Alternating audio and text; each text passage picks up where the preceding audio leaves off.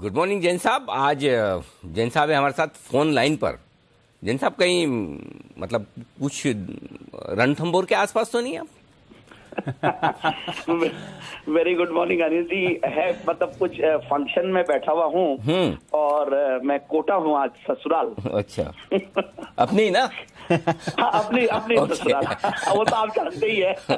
ओ, तो आना पड़ा और मैं फिर वहां से लाइव नहीं कर पा रहा था। कोई पूजन में बैठे हुए हैं तो इसीलिए मैं बोला कि बट हाँ, वैसे तो मैं भी करूंगा। ससुराल में काम करते हुए लोग अच्छे भी नहीं दिखते। आप फोन पे दीजिए, बताइए सर आज की पिच। नहीं, दोपहर वाला शो लाइव करूंगा अनिल जी, दोपहर में भी हूँ यहाँ पे। जी बताइए जैन साहब। Yes, the stock is resonant specialities limited.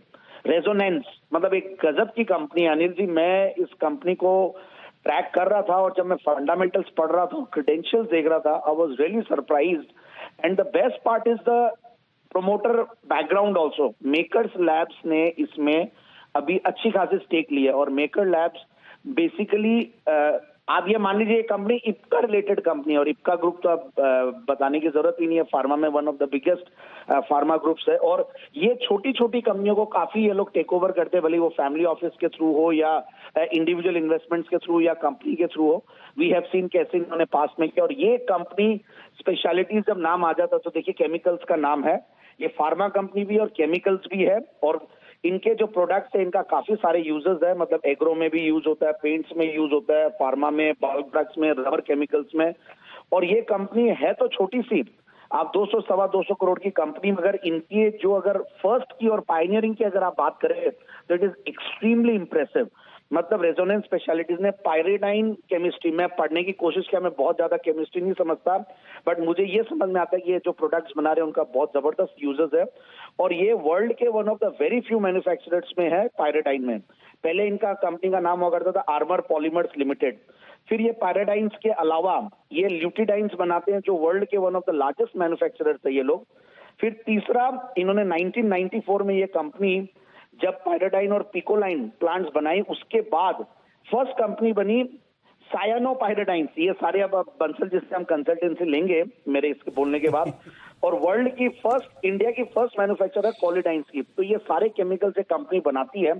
अब फंडामेंटल्स की अगर मैं बात करूं पिछले 5-6 क्वार्टर से गजब के फंडामेंटल्स में चेंज है, गजब के प्रॉफिट्स में बढ़ोतरी आई है।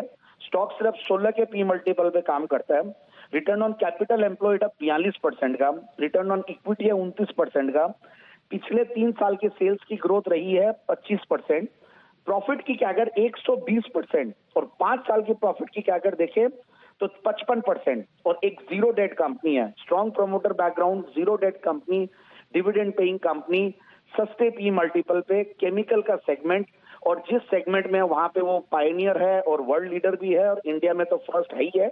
तो और क्वार्टर्स के अगर मैं रिजल्ट्स की बात करूं तो पिछले 3 क्वार्टर में सितंबर 2020 में 4 करोड़ पहली बार कमाई। पहले ये 1-1.5 करोड़ रुपया कमाती थी और अब कंटिन्यूअसली करते करते अब ये 13 करोड़ 14 करोड़ के पैट पे ये कंपनी बैठी है टीटीएम बेसिस पे।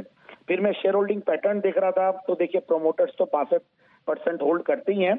एफआईआई भी धीरे धीरे बढ़ा रहे हैं, मतलब बहुत छोटा सा, हालांकि कोई बात करने लायक नहीं है वो फिगर। और मैं पब्लिक शेयर होल्डिंग देख रहा था जो 1% से ऊपर है, तो वहां पे भी कुछ इंप्रेसिव नेम्स इन्वेस्टेड रहे हैं कंपनी में। सो आई फील की स्टॉक को आराम से लें। मैंने बहुत छोटा टारगेट में दे रहा हूं 230 का, बट ये चूंकि आज अब नाम उजागर हुआ है, अब लोगों को पता चला है, क्योंकि कई बार कई सारे अच्छे नाम नहीं आते हैं सामने और उनमें बहुत ज्यादा लिक्विडिटी नहीं रहती है, बट ये फंडामेंटल्स और ये क्रेडेंशियल्स वाली कंपनी बहुत सस्ते वैल्यूएशन पे मिल रही है। So I am very bullish on the stock और मुझे लगता है 250 के टारगेट बहुत आराम से अचीव करेगा और 230 का पहला टारगेट। 230 तो 220 पे तो सर्किट लग गया जैन साहब, थोड़ा बड़ा वाला दो टारगेट, 230 से काम नहीं चलेगा। अच्छा, सर्किट भी लग गया। ओके, अरे वो तो पहले ही मिनट में आपके बोलते ही तुरंत ही। ओके हाँ। ओके, तो 250 भी मुझे कम लग रहा है अनिल जी। हाँ। मुझे लगता है कि ये स्टॉक 300 के ऊपर रहना चाहिए, क्योंकि जिस तरीके के फंडामेंटल्स और क्रेडेंशियल्स और जो कंपनी का परफॉर्मेंस है, ये कई बार क्या होता है अनिल जी, हमें वेट करना पड़ता है 200 करोड़ के ऊपर की मार्केट कैप होना, क्योंकि मैंने जैन साहब के जेंस में एक सिस्टम बना रखा है या अपने डिस्कशंस में कि 200 करोड़ के ऊपर की होनी चाहिए at least company.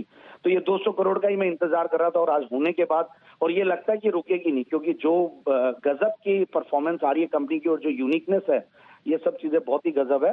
So I think जिन्होंने लिया है ले, और जिनको नहीं मिला है वो जहां पे भी अगर कोई भी कंसोलिडेशन होता है नीचे है तो लेने की कोशिश करें। नाम प्लीज नोट करके रखें। सो 300 रुपए का टारगेट बना सकते हैं इसमें।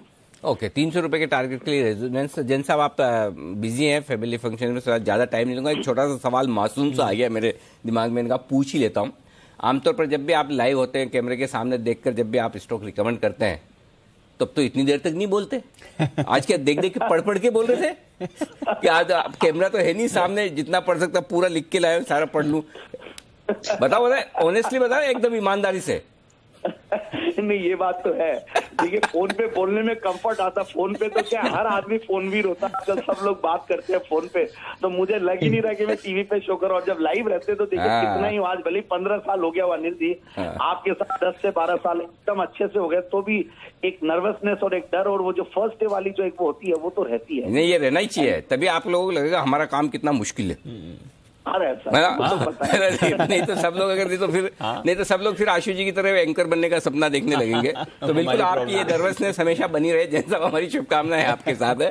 एंजॉय योर डे, मजे करिए। थैंक यू सो मच, आपने इतने व्यस्त कार्यक्रम में से भी समय निकाला दर्शकों के लिए, हमारे लिए। बहुत बहुत धन्यवाद जैन साहब आपका।